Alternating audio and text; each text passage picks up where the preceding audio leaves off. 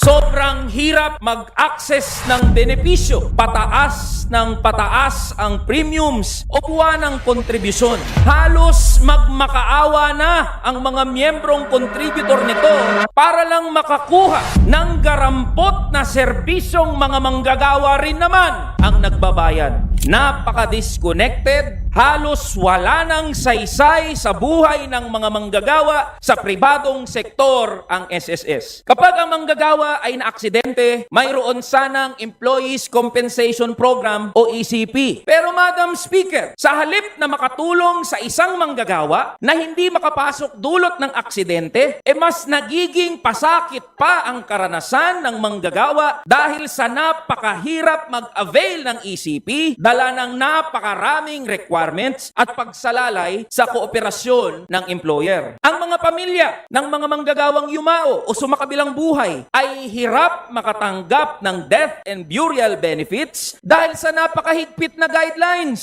Buong buhay ng manggagawa, kinakaltasan siya sa sahod bilang kontribusyon sa SSS, tapos nang dumating ang panahong siya'y na mahinga, ni hindi man lang mapakinabangan ang kanyang pinaghirapan at pinagtrabahuhan. This is not to mention 209 million pesos of late payments which SSS has not released to contributors. In some cases, up to 18 years overdue. Kapag manggagawa ang late na nakapagbayad ng loan o utang, napakabilis at napakabigat ng penalty. Pero kapag SSS ang late magbayad sa mga manggagawa, wala man lang accountability. Sa papel, napakaraming benepisyo at kaginhawaan sana ang kayang ibigay ng SSS. Pero sa katotohanan, nalulunod ang mga manggagawa sa gastusin, sa sandamukal na dokumento at legal fees. Ang security na sana'y inaasahan ay hindi na dumadating dahil sa hirap ng mga requirements at mga proseso. It is no wonder that in the latest report of Anti-Red Tape Authority, numero 1 ang SSS sa most complained GOCCs. Habang hirap na hirap tayong makakuha ng benepisyo sa SSS, ang mga executives naman nito